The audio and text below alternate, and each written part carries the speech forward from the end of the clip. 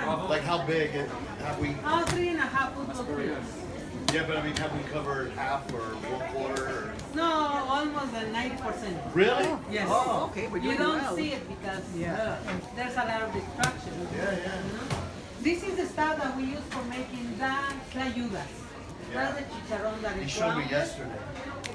They take it and just put it right on the tayuda. Yes. It's like Hot, butter. hot, yeah. It's like butter. Yeah. Like butter or What's it made out of? It's fat. it's lard. Lard? But it's Is not it- refined lard. Uh-huh.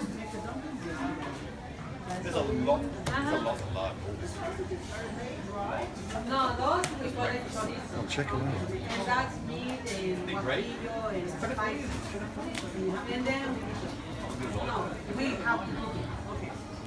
We grill it, we fry it. And those are the innards of the pork.